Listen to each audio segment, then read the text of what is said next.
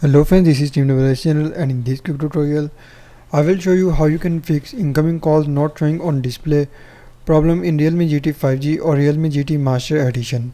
So before you starting video, don't forget to subscribe and also press the bell icon.